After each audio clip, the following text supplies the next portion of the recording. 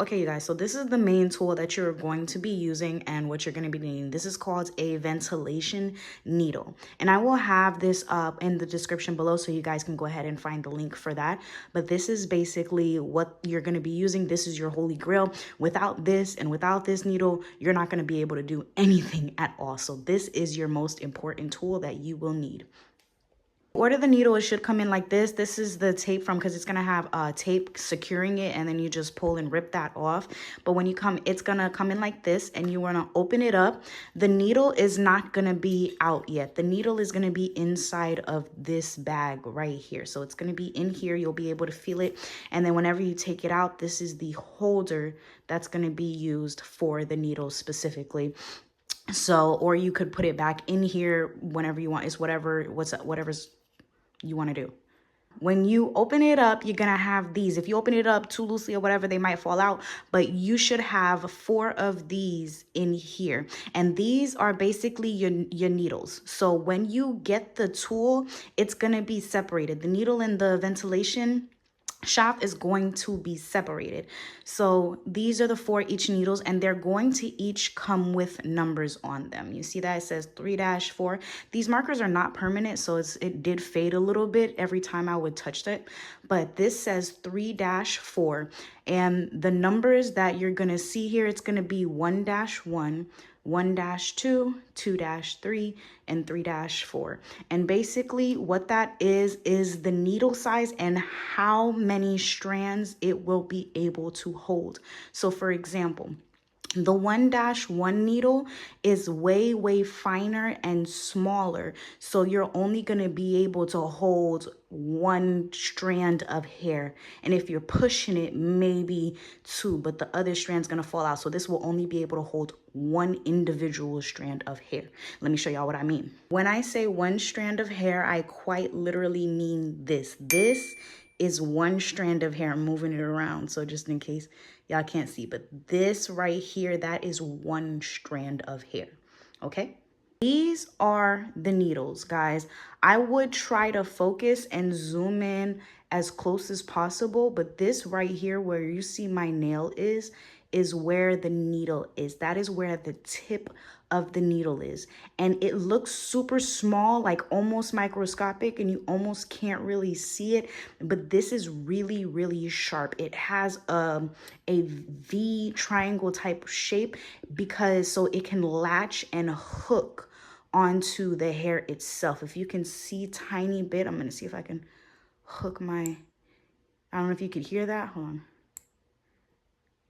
Hopefully y'all can hear that, but you see that's where the hook is to hook the hair pieces that you're going to be using. And each individual needle is a little bit slightly bigger than the other. So this needle that I have is 2x3. And when I say 2x3, I mean 2-3, which is by the numbers that it comes in with. This is the amount of strands that's going to be able to hold. This is able to hold 2 to 3 strands of hair. And so that's kind of what I'm using this one for. Now, let me show you guys how to put the needle into this ventilation shaft. Okay, so with this here, this piece is movable. You can adjust it. You can twist it. It is twistable. So you can tighten it or you can loosen it up and it'll completely come off. But basically what you're going to be doing is you're going to put the needle in here, but you're going to want to do it with 2 hands because the needle can just fall in, and it's not going to completely fall in, but it's going to be annoying to try to pick up that little needle piece back up. So if you want it to be real smooth, do it with 2 hands. Let me show you guys. When you pull the needle out of the plastic bag, it's going to look like this, right? And I like to put it a good I would say a good quarters of the way. I don't want it to be too short because you'll see when we start doing the hair itself, if you put it too long, it's going to be uncomfortable when doing the hair, like extending it. And then also if you do it too short, it's also going to be uncomfortable. So you don't want it to be stretched out too long, but you also don't want it to be stretched out too short at the same time. You just want it to be just enough to where it's comfortable for you. And if, you know, if it's comfortable with longer, then it might be like that. 'Cause some people might have longer fingers, so it might be easier. So whatever is comfortable for you. So what you're going to do is you're going to put it in. What I do is I'll put it in, and let me actually show you guys this. Hopefully it focuses. So you see that that's what it's going to look like. And you're going to put this in the middle piece there, right? Put that in the middle piece, and then you're going to hold it to the position that you want it to be at. And then you're going to tighten and twist it in there. And that's how you have it. For me, see, this is a little bit too long. So I'm just going to go ahead and fix that, and be careful too, because this is very, very sharp. Do not underestimate it. So I'm going to put that down just a little bit and then tighten it, close, and there you will have your needle, and that will be ready to, yeah, sorry about that. But yeah, tighten it, close, and then now you have your needle. All right, so when it comes to prepping the wig, it's really not hard. It's just about kind of understanding. All right, so now let's go ahead and get into prepping the wig. So now let's get into prep for the making the wig. So now what you're gonna need is T-pins. These are absolutely crucial, and it may not seem like it, but these are absolutely one of the small details that makes a big difference in doing it. I thought I could do it without T-pins, and even though it's possible, it's gonna take way longer and gonna be very irritating, trust me. So definitely get you some T-pins. Again, I'm gonna have everything in the description below that I'm using, but definitely get you some T-pins. Okay, so first things first, before I put the wig cap onto the mannequin head, I will take a cloth that is colored. If you don't have the black mannequin head and you have the white mannequin head, I highly recommend getting a cloth, putting some color on it if it doesn't have any color already. Something that's not too thick, you know, that's just a good size, but not too thin also.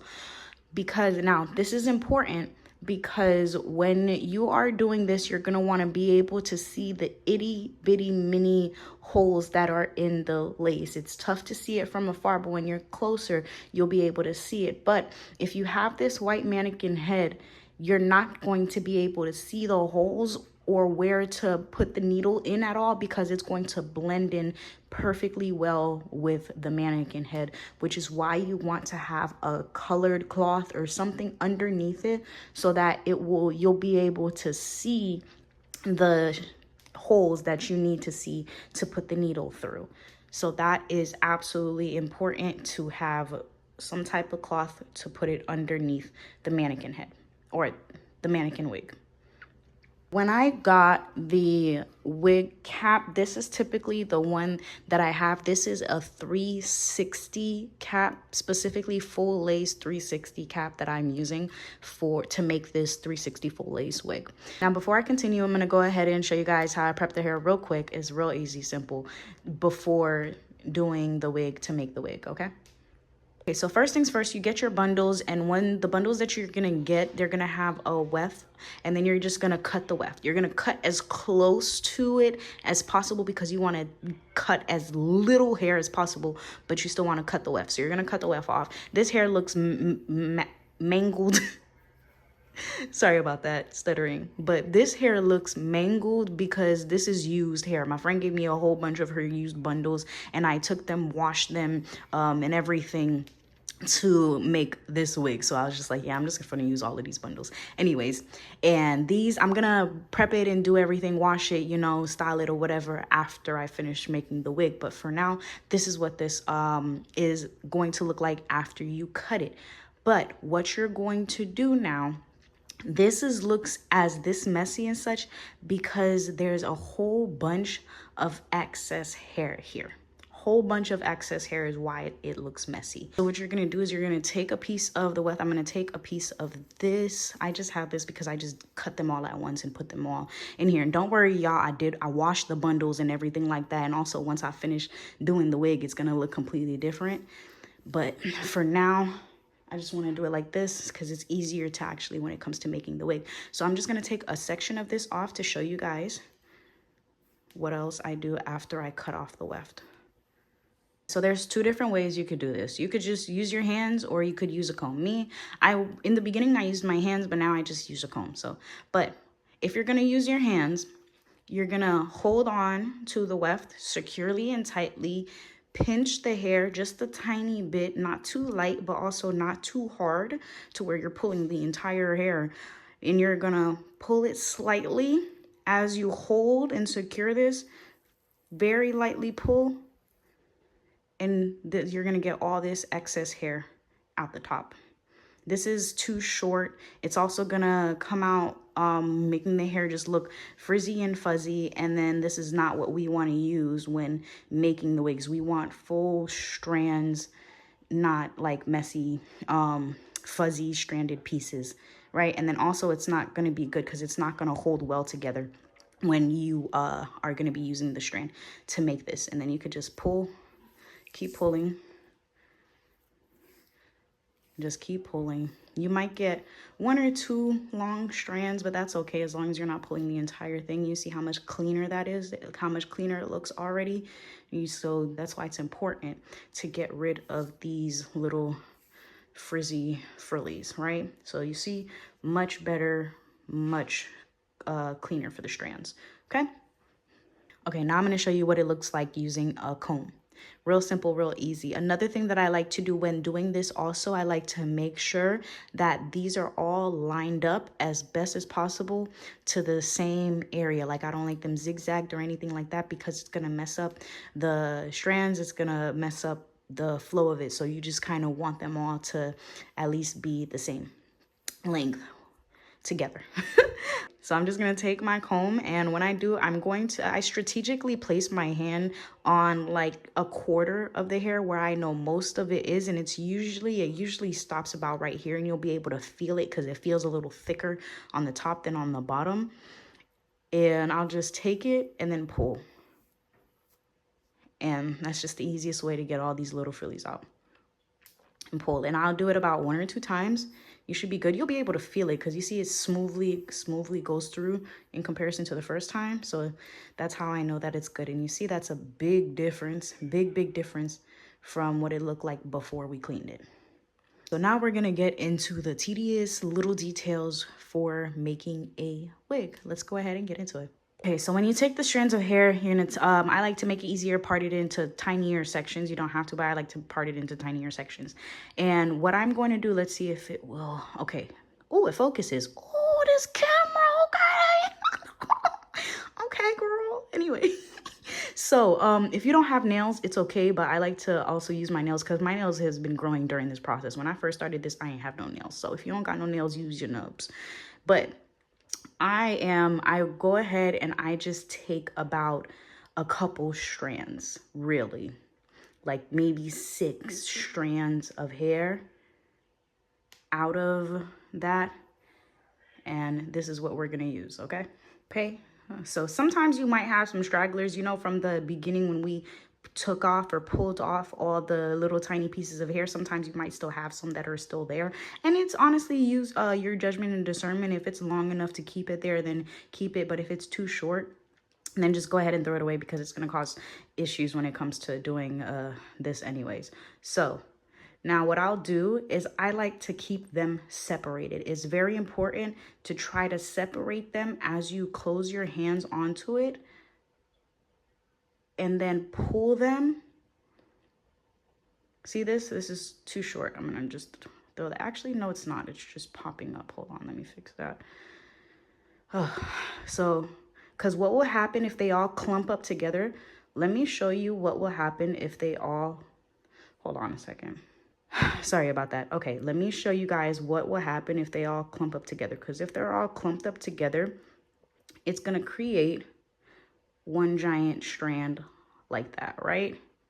And we don't want that. The reason we don't want that is because you can't see the individual strands at all. Let's focus. You can't see the individual strands at all. And you need to be able to see the individual strands because we're going to be picking the individual strands by twos or by ones or by three or however much. And you don't want it to be too thick because the knot piece cannot be too thick because we want it to look natural. These types of wigs that I'm doing are natural wigs. Now, if you're not making a natural type looking wig, and when I say natural looking, I mean like to where it looks like it's your hair and you're gonna do it all like it's your hair. But if you're making like, you know, creative pieces to where you don't have to see too much of the detail of the knots and you don't really care for much like that, then you could use strands like these and stuff like that. But specifically for this hair that I'm doing, I want this wig to kind of resemble just a regular hair, you know, natural hairline and everything like that. It's not necessarily a specific creative hair piece. So it's important to have the individual strands when you are making a wig that's you want it to look realistic. Individual strands. So we separated. Try to get them all lined up on the same, not too short, not too long, and have them separated like this individually so you can pick them up individually by the needles. Okay, and this is what it would look like when you pick it up. And I wanted you guys to pick it up like this sideways. Be very careful doing it like this. If you have to, then okay, but do it sideways because, again, like I said in the beginning, this needle is extremely sharp. I don't know if it'll focus if I get really close. Not really. But this needle is extremely sharp. Like, you have to also be careful. I would recommend not having children around this if you have children, pets, whatever, because, and then this can nick you. This will nick you so quick and fast you don't even notice it until it's already into your skin. It's already happened to me. Do you see these little pieces and stuff? That's tiny pieces of my skin that got pulled up from me doing this. Sometimes you feel it, sometimes you don't. That's if that happens. Because this is extremely sharp. I would show y'all in my thigh that I got like this dug into my thigh and I had to quickly pull it out.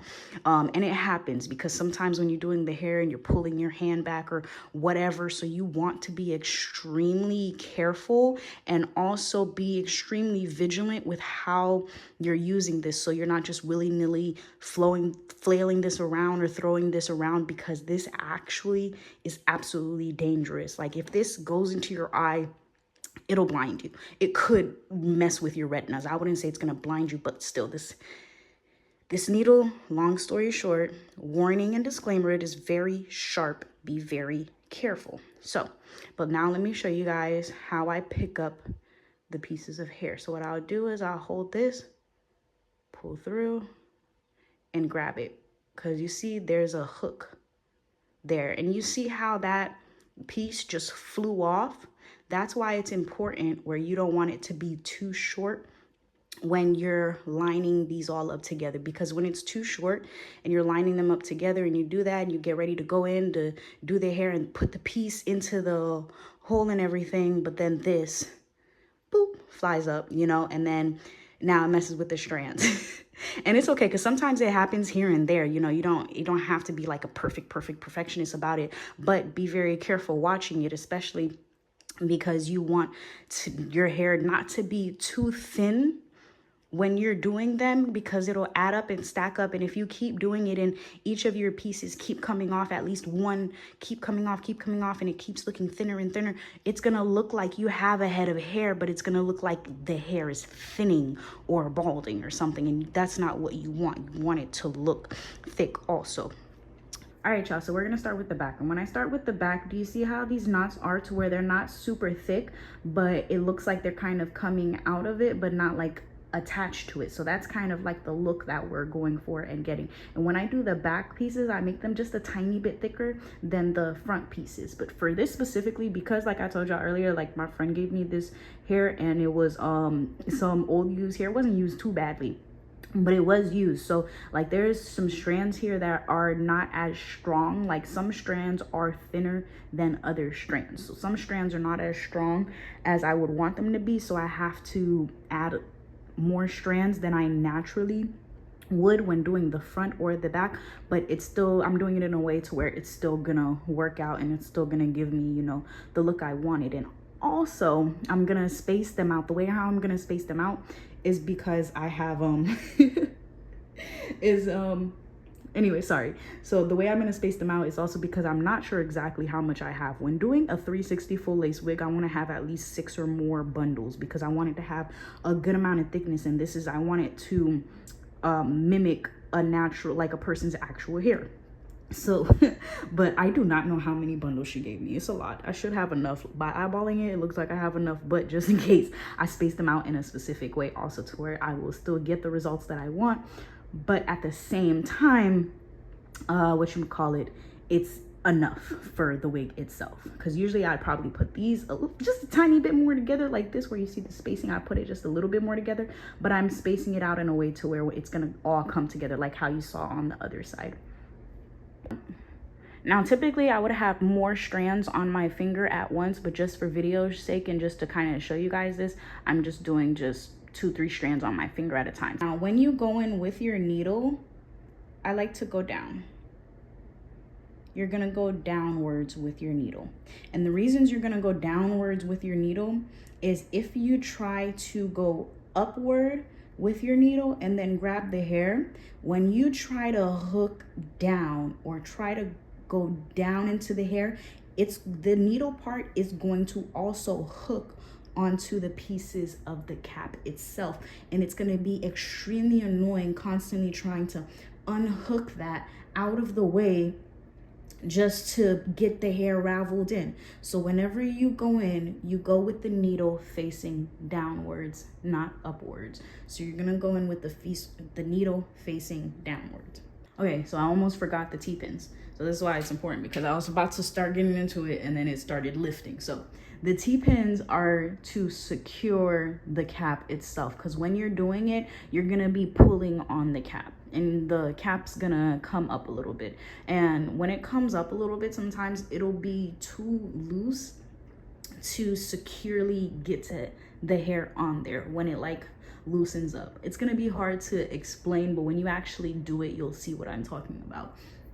And so what I'll do is I'll take the T-pin, and first I assess how I'm going to do it, because usually what I'll do is I'll put a line in the middle to separate it, just really for my brain, because it's going to help my brain go faster. It's going to sound weird, but it's going to help my brain go a lot faster when it comes to doing it, to trick myself into telling myself like, and doing it in a way to where it's not as much and I go a lot faster. It sounds weird, but it's like me tricking my brain, but for the good of it all. And then but yeah, so you're gonna take the T-pins, and what you'll do is you'll just take it, put it through a hole, and then secure it. And you'll want the T-pin to lay flat. Sometimes if you'll secure it in a way with a mannequin, it'll like lift up on the side, and that's okay, cool, ain't nothing wrong with that. But then it might get the cap pieces stuck in here inside of the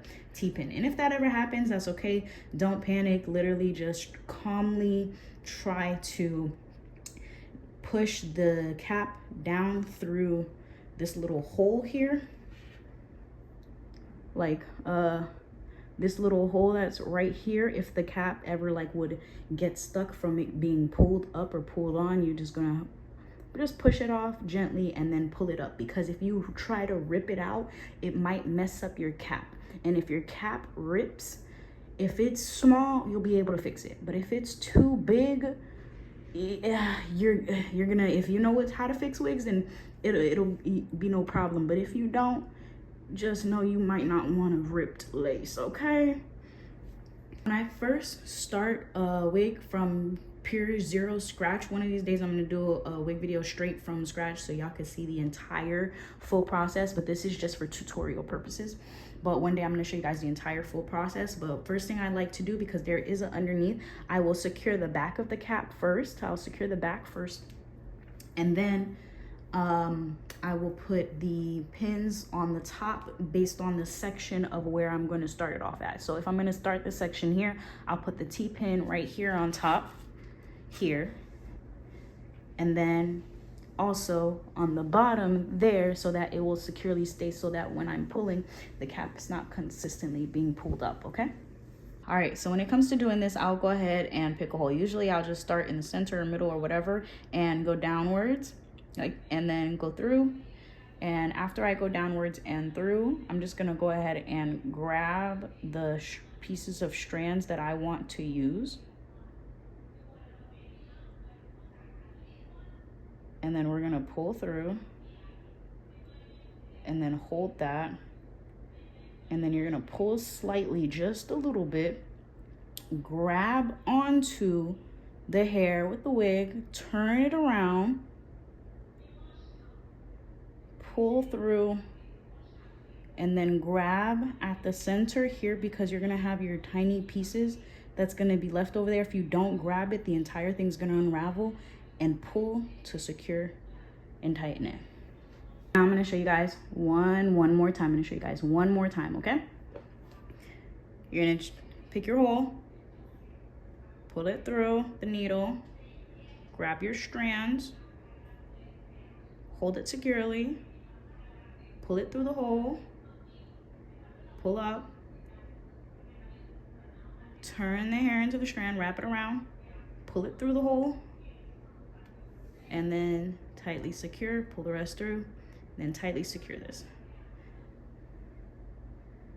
Just gonna keep doing that. And usually the way how I like to choose to space out the hair, whenever I do that, I'll space it out by at least 1 or 2 holes, and then I'll do the next strand again, kind of like a zigzaggy type of pattern, but it's not specifically a zigzag, but it's just in a way to where the pattern is spaced out. It's not too close and clumped up together, because if it's too close and it's too clumped up together, it's not gonna look good. The hair is not gonna look like it's gonna have a scalp. It's just gonna look all bunched up, and it's gonna look like one of those really bad synthetic wigs. Okay. And then I will just keep doing that across. And you just also want to be careful too with adding other strands of hair into there. So meaning, be careful that you're not grabbing other pieces of hair from other strands, because it's just all gonna get stuck up together, and then you might think it all looks good and it's all bunched up, but then as soon as you brush it out, it looks thin. So definitely wanting to make sure that each individual strand is hair as much as possible. You might have a couple here or there that might get stuck, but as long as it's not all of it. And usually what I like to do is, when I first got started, now I don't do it as often, but when I first got started, I would brush each section that I would finish with. So I would just finish this whole section here, and then I would brush it just to make sure all the strands are okay. So just in case, if it's too thin, then I could just go ahead and fill it in. And you would want to fill it in and do these things before you get all this hair in there, because trying to fill it in with all of this hair, you're just going to get a whole bunch more hair clumped up in there. It's going to be annoying. So you want to get it done before you move on to your next section or whatever, or however you do it. Okay. So let me go ahead and show y'all what it'll look like once you get a little bit faster with it. You grab the hair, pull it through, flip, and then pull.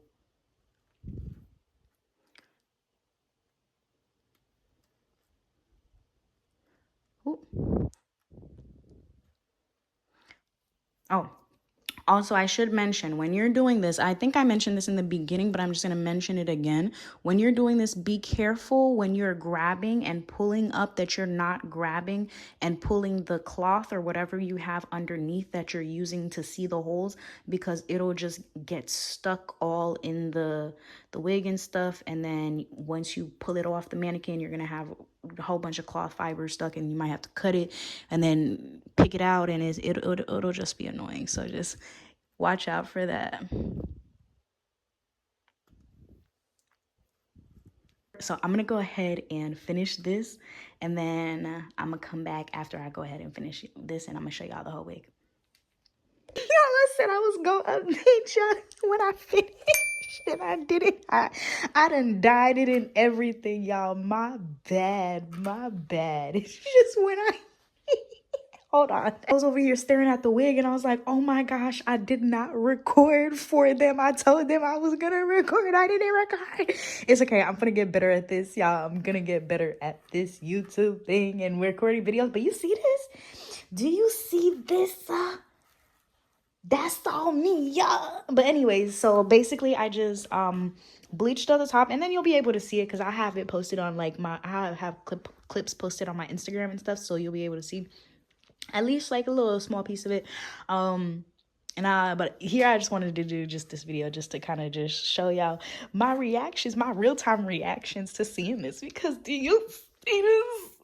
Yeah, I am so happy. This is quite literally like the beginning journey of me making human wigs. Like, look at this. And this is a 360 wig. So basically I just bleached the top, and then I left the bottom portion out because I wanted it to kind of have like an ombre effect. Like you see the burgundy to black ombre effect. That's kind of like what I wanted. So that's what I did there. Now I'm just kind of just letting the air dry out. But do y'all look at these edges? Look at these edges. Look at that. Clean. Smooth. Anyways. So yeah, so this is that, and then I'm just gonna let it dry out, and then I'm gonna install her. I'm so excited. I'm so excited. Okay, I'm gonna install her, and then after I install her, I'm gonna be back, y'all. Ooh, so excited.